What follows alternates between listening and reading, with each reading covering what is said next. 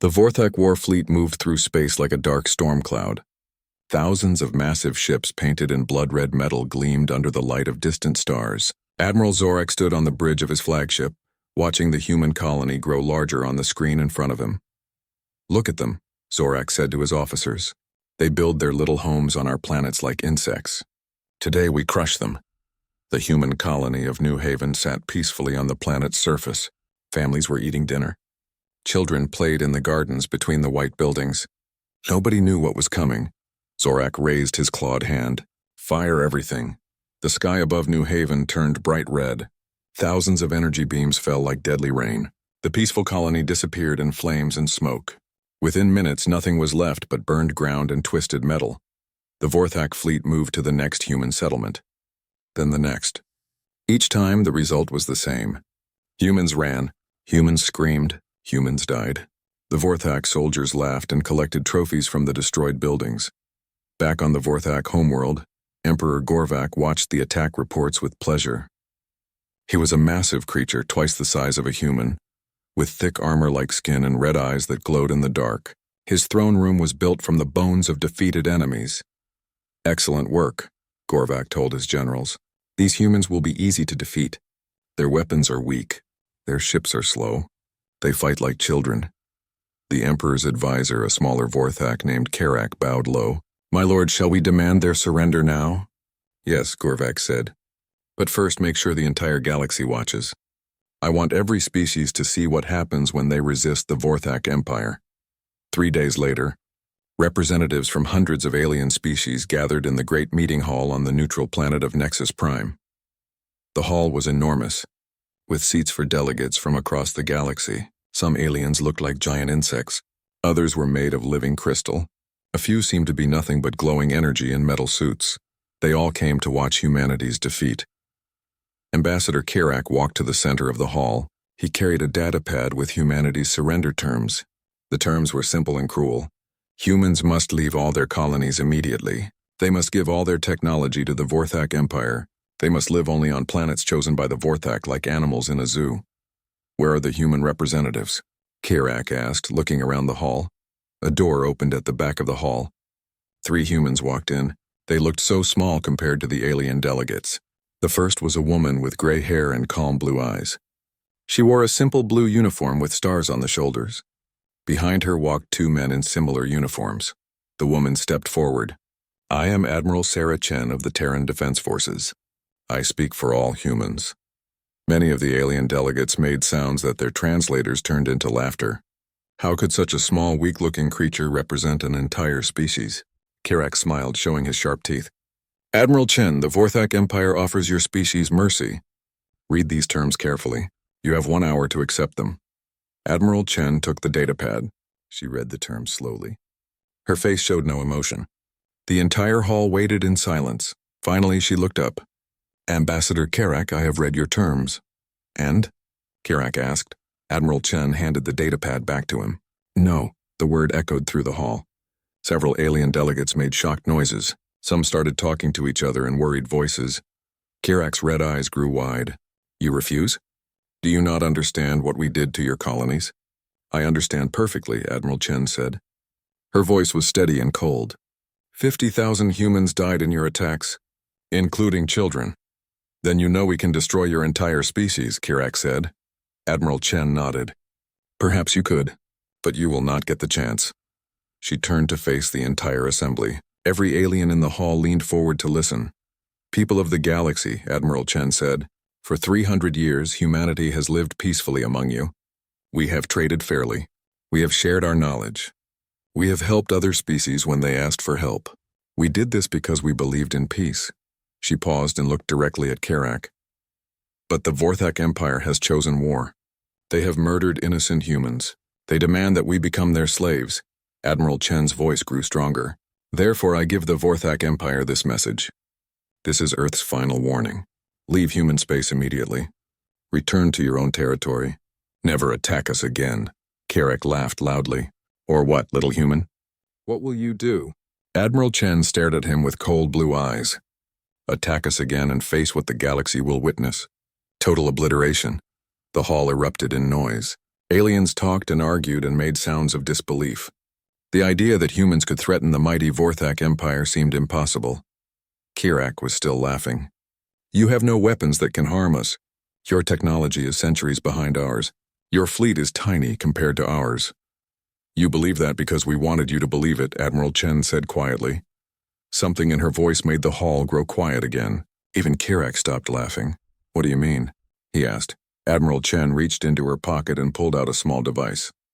It looked like a simple communication unit, the kind humans used every day. In exactly 60 seconds, she said, you will understand what humanity is truly capable of. I suggest you all watch the screens. Large viewing screens around the hall flickered to life. They showed a view of space near the Kepler 442 star system.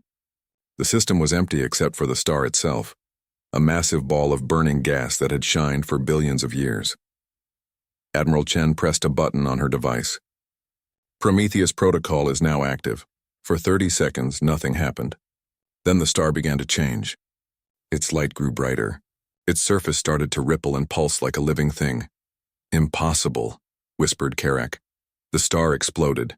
The explosion was beyond anything the galaxy had ever seen. The star's death scream could be detected by sensors thousands of light years away.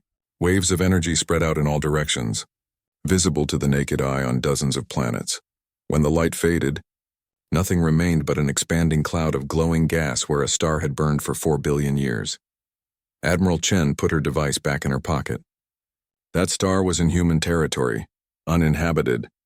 We chose it carefully to avoid harming anyone. She looked around the hall at the shocked faces of alien delegates. The same technology that destroyed that star can be used on planets, on fleets, on entire star systems. Kirak's face had gone pale. You made a star explode? We did, Admiral Chen said simply. We have had this ability for over 50 years.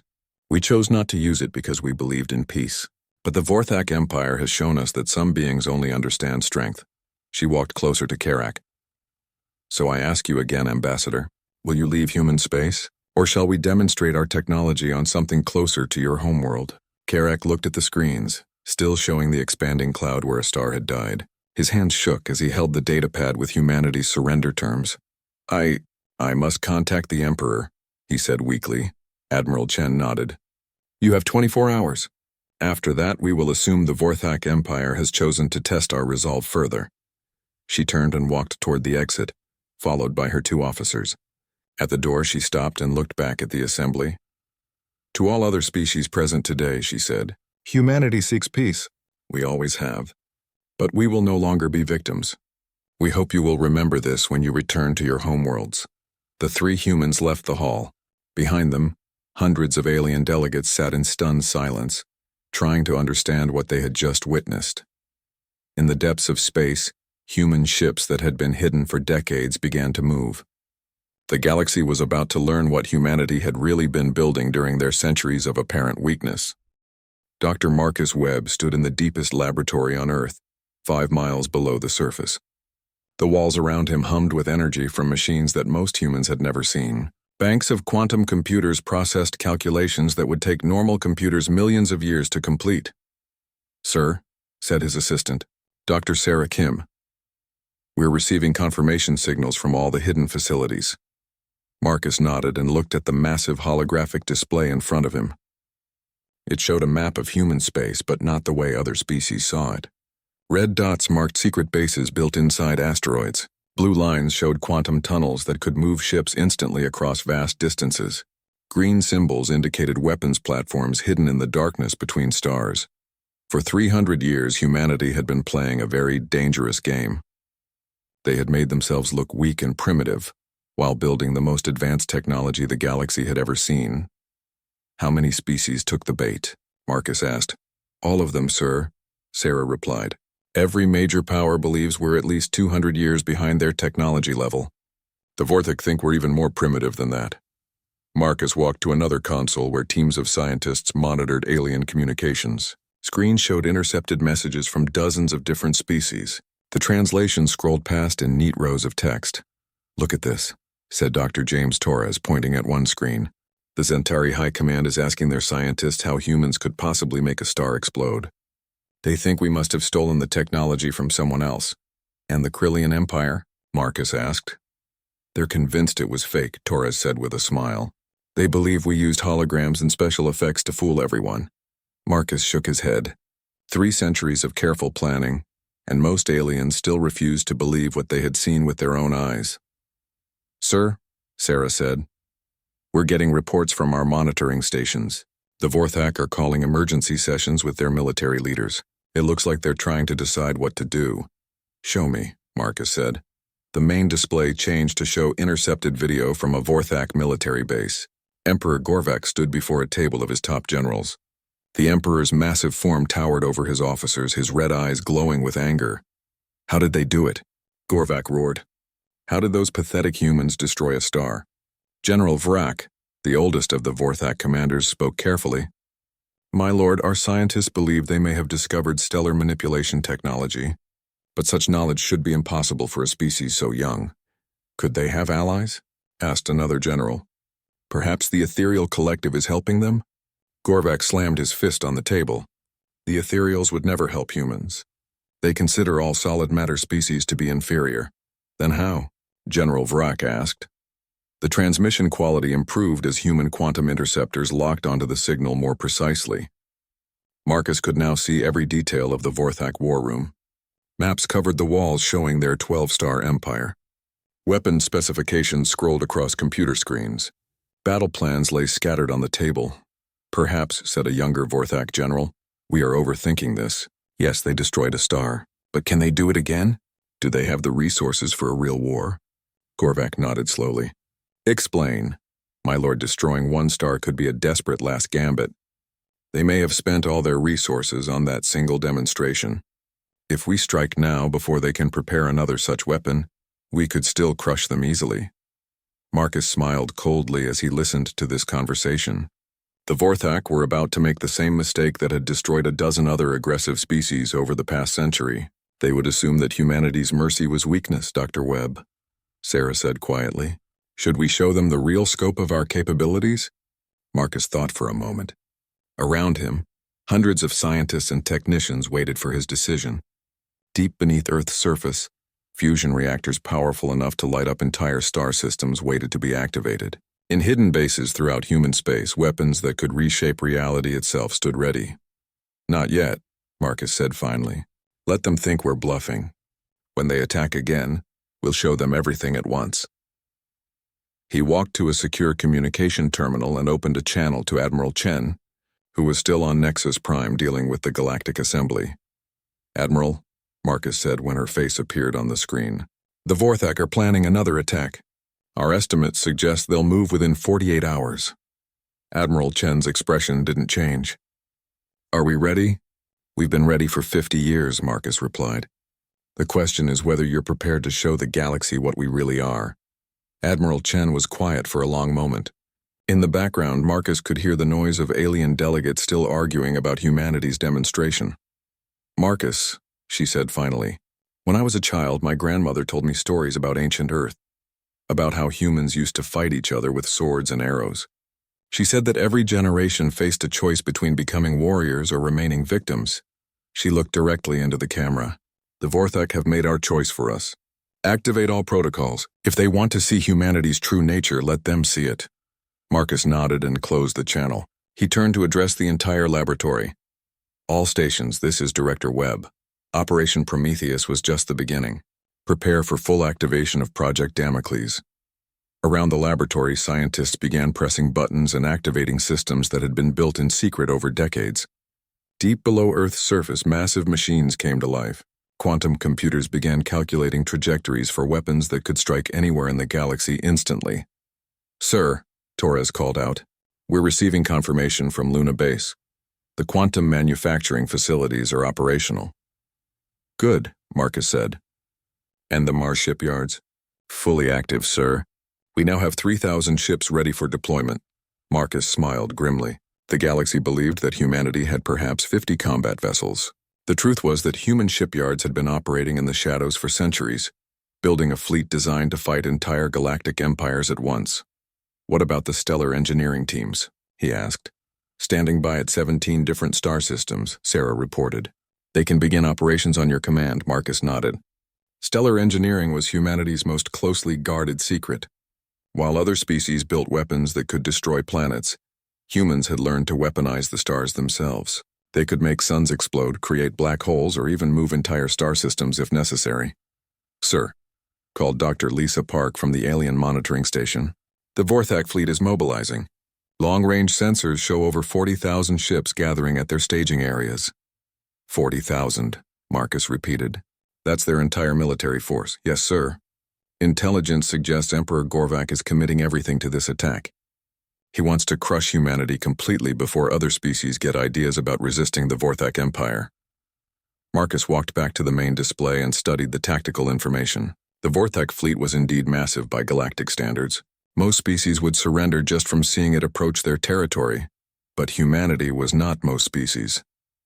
"Dr. Kim," he said, "open a channel to all hidden facilities. It's time our people learned what they've been building all these years." Sarah activated the communication system. Across human space, in secret bases and hidden laboratories, thousands of scientists and technicians stopped their work to listen. "My fellow humans," Marcus said, his voice carrying to every hidden facility in human territory. "For 3 centuries we have prepared for this day. We have built weapons that can crack planets like eggs. We have created ships that can travel between dimensions. We have learned to command the very forces that hold the universe together." He paused, looking around at the faces of the people who had dedicated their lives to humanity's survival. "The Vorthak Empire believes they can destroy us. They see our small fleet and our simple colonies, and they think we are weak. Tomorrow they will learn the truth. Tomorrow the galaxy will see what humanity becomes when we stop pretending to be harmless." The screens around the laboratory showed confirmations coming in from dozens of facilities. Hidden bases were coming online. Secret weapons were being armed. Ships that had never appeared on any scanner were moving into position. "Remember," Marcus said, "we are not conquerors. We are not destroyers. We are protectors. But to protect what we love, we must sometimes show our enemies the full cost of their aggression." He closed the communication channel and turned back to the tactical display. The Vorthak fleet was moving faster now, racing toward human space with the confidence of predators approaching helpless prey. "How long until they reach our outer colonies?" Marcus asked. 18 hours, sir," Torres replied. Marcus nodded. "Then we have 18 hours to prepare the galaxy's education about humanity. Let's make sure it's a lesson they never forget." Above them, on Earth's surface, people went about their daily lives unaware that the fate of their species hung in the balance. Children played in parks. Families shared meals. Artists created beautiful works that celebrated life and hope. Soon those innocent people would be protected by weapons that could reshape reality itself. Emperor Gorvak stood on the bridge of his flagship, the Dreadclaw, watching the human solar system grow larger on the screens. Behind him stretched the largest war fleet in galactic history. 50,000 ships moved through space like a metal storm cloud, their weapons charged and ready. "My lord," said General Vrak, "our scouts report no significant human military presence. Only a single ship waits near their homeworld." Gorvak laughed, a sound like breaking rocks. "One ship? They send one ship to face the entire Vorthak Navy?" "It appears so, my lord. Long-range scans identify it as the human flagship, the UES Retribution. Admiral Chen herself appears to be commanding it." "Perfect," Gorvak said. "I will destroy their leader personally. Then the rest of their species will know true fear." The Emperor's red eyes glowed brighter as he thought about the glory this victory would bring. Other species across the galaxy would see what happened to humans and immediately surrender to Vorthak rule. The Empire would grow larger than ever before. "Sir," called the communications officer, "we're receiving a transmission from the human ship." "Put it on the main screen," Gorvak ordered. Admiral Chen's face appeared before them. She sat calmly in her command chair, showing no fear despite being outnumbered 50,000 to 1. Her blue eyes looked directly at Emperor Gorvak as if she could see him through the transmission. "Emperor Gorvak," she said in a steady voice, "you have entered human space with a war fleet. This is your final opportunity to withdraw peacefully." Gorvak stepped closer to the screen. "Admiral Chen, look around you. I have brought 50,000 warships to your pathetic solar system. You have one old ship. Surrender now and I will make your death quick." Admiral Chen smiled slightly. "I'm afraid I can't do that. You were warned what would happen if you attacked us again. Your star-killing trick won't save you this time, Gorvak snarled. My fleet is spread across millions of kilometers. You cannot destroy us all with one weapon. You're absolutely right, Admiral Chen said. One weapon wouldn't be enough. Something in her tone made General Vrak step forward nervously. My lord, perhaps we should be more cautious. Silence, Gorvak roared. I will not be intimidated by human lies. He turned back to the screen. Admiral Chen, you have 30 seconds to surrender. Then I will demonstrate what happens to species that defy the Vorthak Empire. Admiral Chen nodded slowly. Very well. You've made your choice.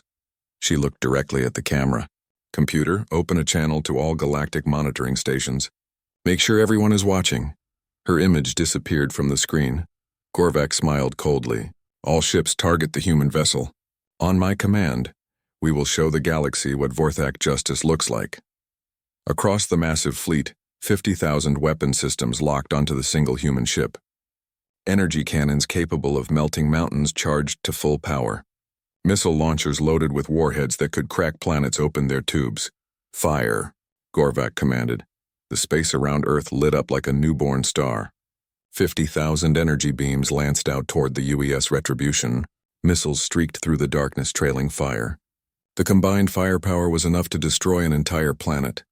The energy storm was so bright that automated filters on every ship's screens activated to prevent blindness. For nearly a minute, pure destruction filled the space where the human ship had been. When the light finally faded, Gorvak expected to see nothing but scattered debris. Instead, the UES Retribution hung in space exactly where it had been before. Its hull gleamed without a single mark of damage. Whatever weapon system had hit it, the ship had absorbed everything and converted it into power. Impossible, whispered General Vrak. Gorvak's red eyes widened. How? How did they survive that? Admiral Chen's voice came through the communication system, calm and clear. Thank you for the demonstration, Emperor Gorvak. Now it's our turn. The UES Retribution began to glow with a soft blue light. Around the ship, space itself seemed to ripple like water. Sir, called the Vorthak sensor officer. I'm detecting massive energy buildups throughout the system. The readings don't make sense. What do you mean? Gorvak demanded. The energy signatures are coming from everywhere, sir. It's like space itself is becoming a weapon. Suddenly, dark spots appeared around random ships in the Vorthak fleet. At first, they looked like tiny black dots against the stars.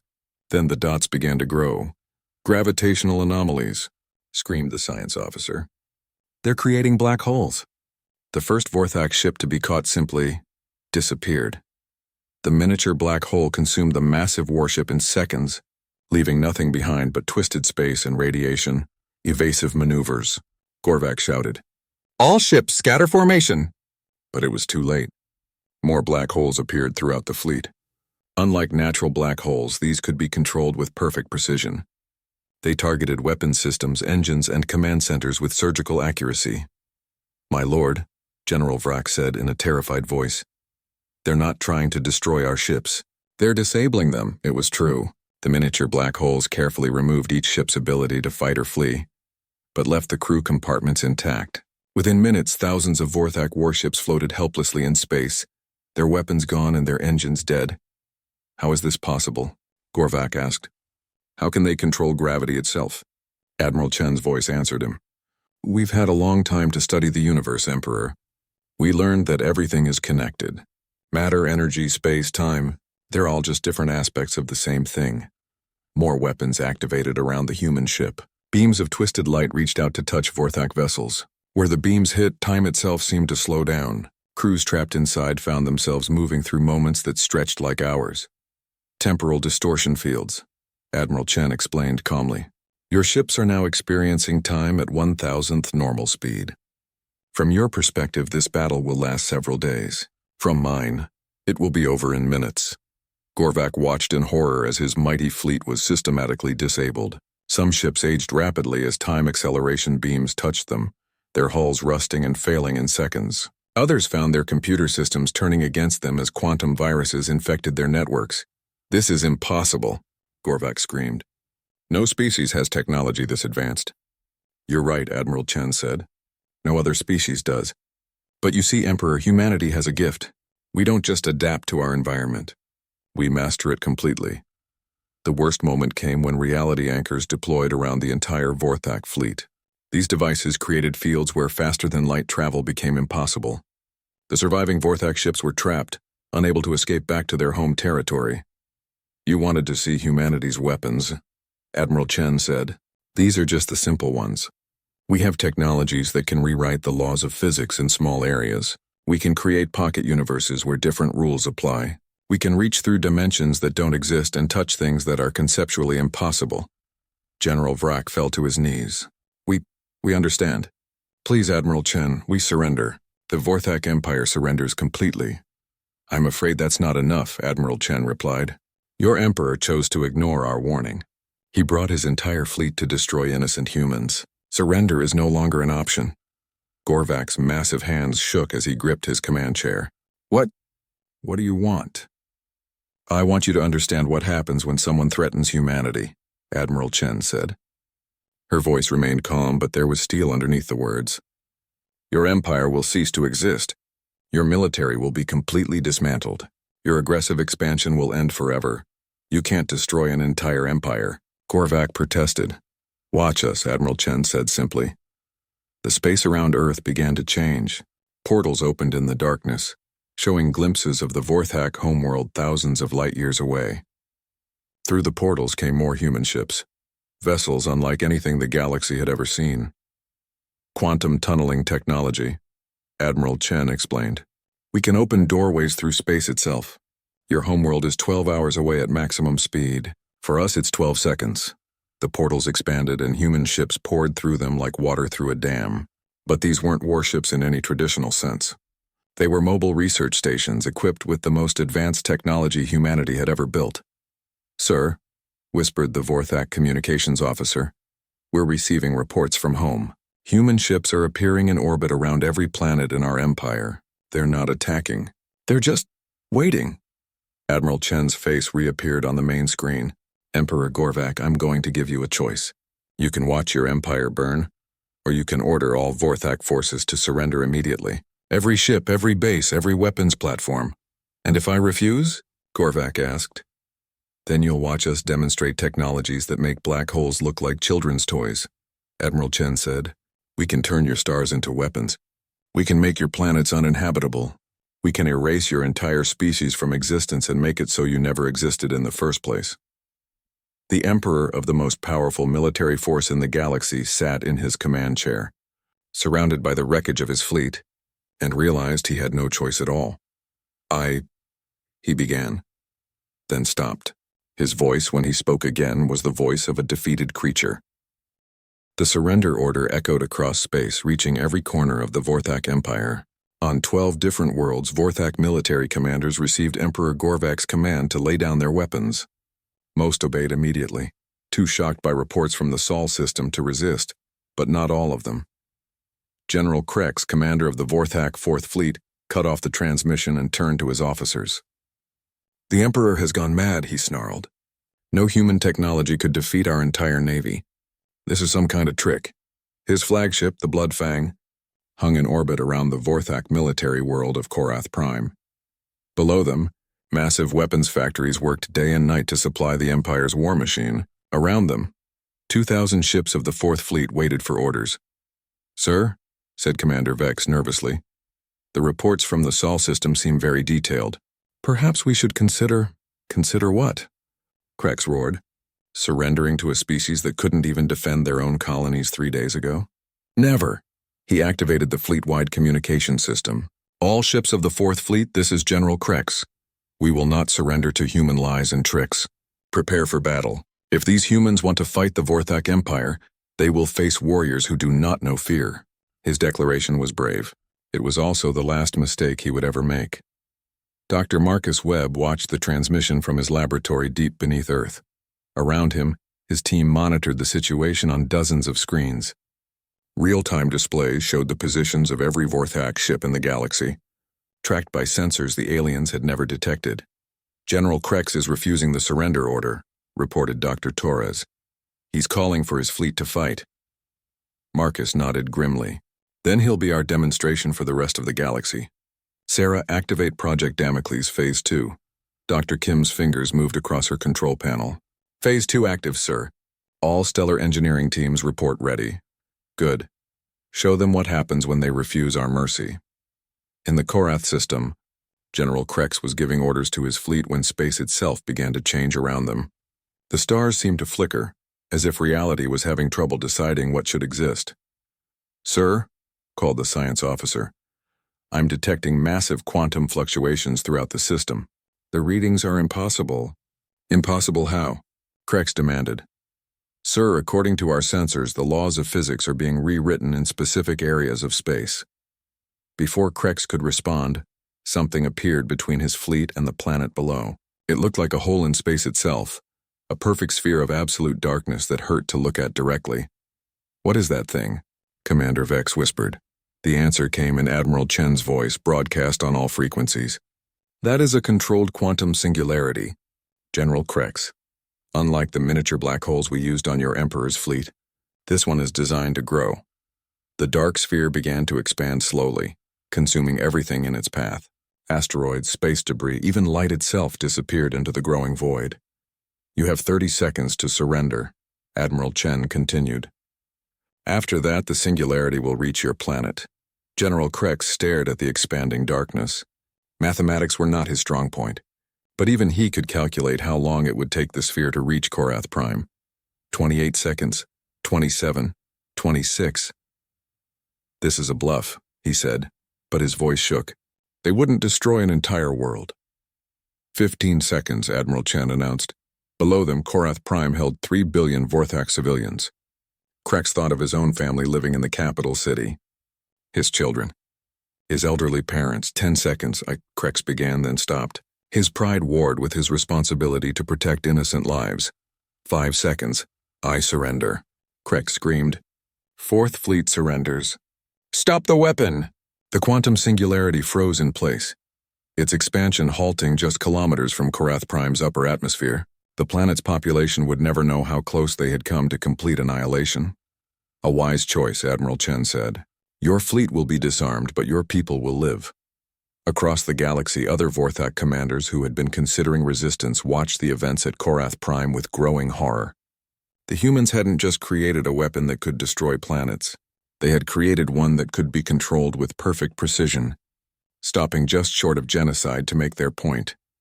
On the neutral world of Nexus Prime, alien delegates gathered again in the Great Assembly Hall. This time they came not to watch humanity surrender, but to witness the complete destruction of galactic civilization as they knew it. The Zentari ambassador, a tall creature with crystal-like skin, spoke first. We must discuss the implications of what we have witnessed. The humans possess technology that makes our most advanced weapons look like stone tools. More than that, said the ethereal collective representative, its voice coming from a floating ball of energy. They have shown they can rewrite the fundamental laws of reality in localized areas. This level of control over quantum mechanics should not be possible. The Krillian delegate, a massive insect-like being, clicked its mandibles nervously. The question we must ask ourselves is simple.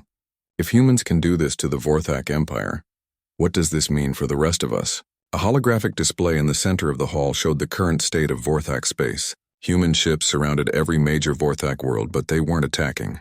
Instead, they seemed to be studying everything, scanning and cataloging the Empire's assets with methodical precision. Reports from our intelligence networks, the Zentari ambassador continued, suggest that the humans are not simply destroying Vorthak infrastructure. They are dismantling it, piece by piece, ship by ship, base by base. This was true. In Vorthak space, human teams worked with incredible efficiency.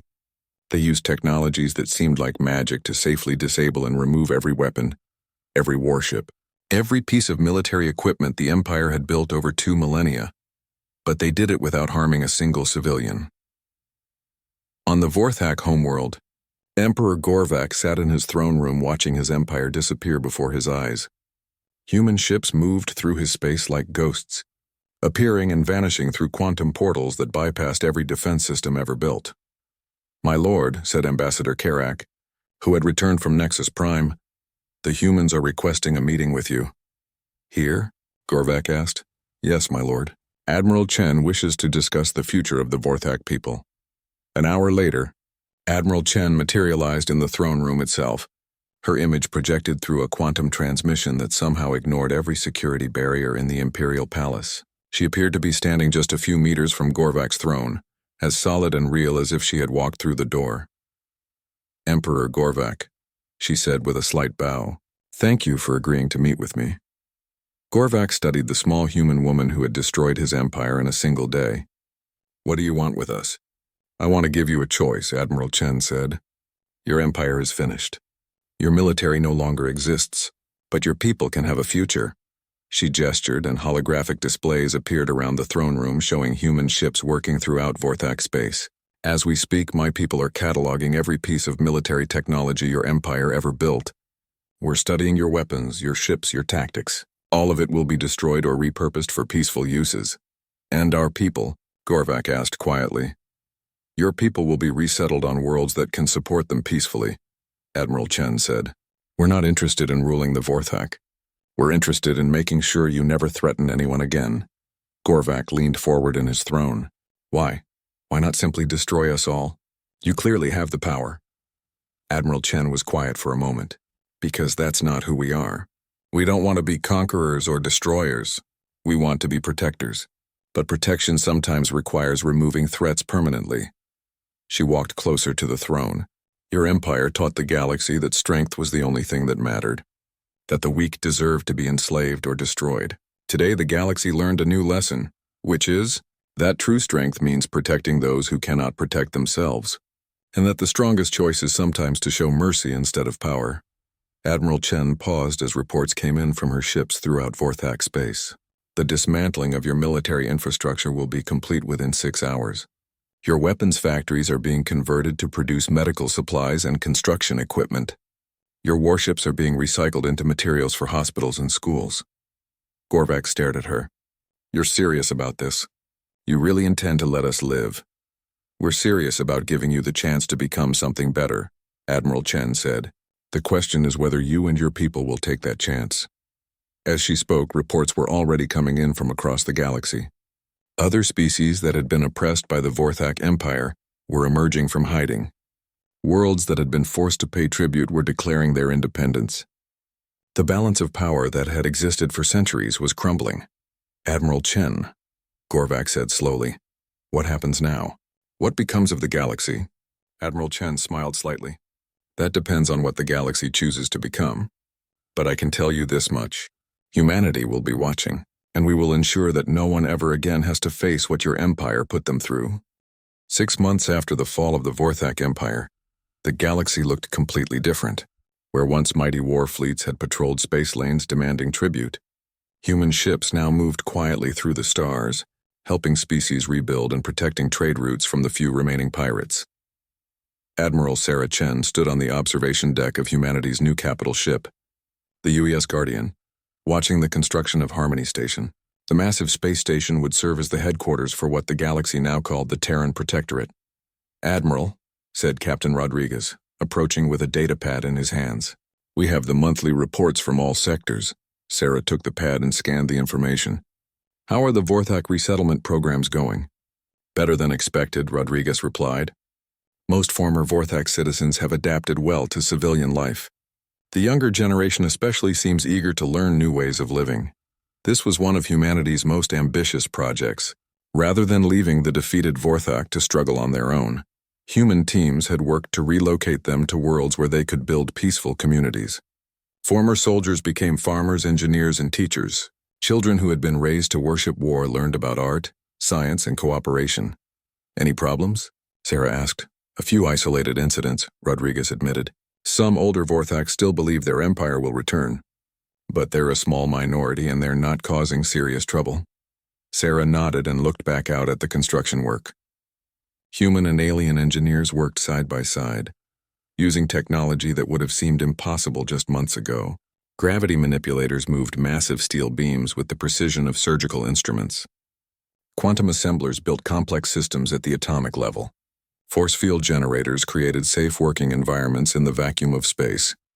"Ma'am," Rodriguez continued, "we also have representatives from 17 different species requesting protection agreements." "What kind of protection?" "The standard package.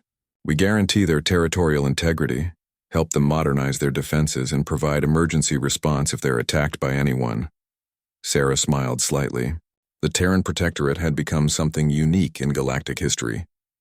Instead of demanding tribute or conquest, humanity offered protection in exchange for simple cooperation. Species that joined the Protectorate kept their governments, their cultures, and their independence. They just agreed to settle disputes peacefully and to help defend each other when necessary. Approved, Sarah said, but make sure they understand the rules. No aggressive wars, no slavery, no genocide. Anyone who breaks those rules faces humanity directly. Understood, ma'am. A soft chime indicated an incoming transmission. Sarah walked to the communication console and activated the holo-display. The face of Dr. Marcus Webb appeared, transmitted from his new laboratory on Luna. Admiral, Marcus said, I have updates on Project Renaissance. Go ahead, Sarah replied. We've successfully converted the last of the Vorthak weapons factories. The facility on Korath Prime is now producing medical equipment for the entire sector. We estimate it will be able to treat diseases that have plagued local species for centuries. Project Renaissance was humanity's name for the massive effort to transform tools of war into instruments of peace. Former weapons factories now build hospitals and schools. Military shipyards constructed exploration vessels and cargo haulers. Research facilities that had once developed new ways to kill now worked on solving problems that had troubled the galaxy for millennia. What about the quantum technology sharing program? Sarah asked. Marcus smiled. Ahead of schedule. We're teaching basic quantum manipulation to 12 different species. Nothing dangerous, of course. Medical applications, energy production, food synthesis. The kind of technology that improves life instead of ending it. This was perhaps humanity's most important decision. Rather than hoarding their advanced technology, they chose to share it freely with any species that promised to use it peacefully. The results were already transforming the galaxy. Diseases that had killed billions were being cured. Worlds that had struggled with food shortages now had plenty. Energy that had once been scarce was becoming abundant. Excellent work, Marcus, Sarah said. How are our monitoring systems? All active, Marcus replied. We're tracking every major military force in the galaxy. If anyone starts building up for aggressive war, we'll know about it weeks before they're ready to attack. Sarah nodded. This was the key to the Protectorate's success. Humanity's sensor networks could detect military buildups anywhere in the galaxy almost instantly. Species that wanted to start wars found themselves visited by polite human diplomats who explained exactly why that was a bad idea. So far, every potential conflict had been resolved through negotiation. A new voice joined the conversation. Admiral Chen, this is Dr. Kim calling from the new Vorthak colony ship. Sarah activated another communication channel. Dr. Sarah Kim's face appeared alongside Marcus's image. She was standing in what looked like a garden, with former Vorthak children playing in the background. How are our passengers, Sarah? Admiral Chen asked. Adapting wonderfully, Dr. Kim replied. These children have never known anything but war and conquest. Now they're learning about music, art, and cooperative play. It's remarkable how quickly they're changing. Behind Dr. Kim, a young Vorthak child ran up to her, chattering excitedly in the Vorthak language. Dr. Kim listened carefully, then smiled. What did she say? Admiral Chen asked. She wanted to know if human children like to paint pictures, Dr. Kim replied. She just finished her first artwork and wants to share it with someone from Earth. Admiral Chen felt a warmth in her chest that had nothing to do with the ship's life support systems. These small moments were proof that humanity's choices had been correct. War could be ended. Hatred could be healed. Even species that had been enemies could learn to live together in peace. Tell her that human children love to paint, Admiral Chen said, and ask her if she'd like to send her picture to a school on Earth. I know some young artists there who would love to see it. Dr. Kim translated the message, and the little Vorthak girl jumped up and down with excitement. Admiral, said Captain Rodriguez quietly, we have incoming ships at the edge of the system. Long-range sensors identify them as a diplomatic convoy from the Galactic Council. The Council is finally ready to talk, Admiral Chen said. It only took them 6 months to work up the courage. The Galactic Council represented the oldest and most conservative species in the galaxy. They had been the unofficial rulers for thousands of years, managing disputes and maintaining the balance of power. The sudden rise of the Terran Protectorate had terrified them. Shall I prepare a formal reception? Rodriguez asked. No, Admiral Chen said. Just a simple meeting room. Let them know we're willing to talk, but we're not interested in ceremony.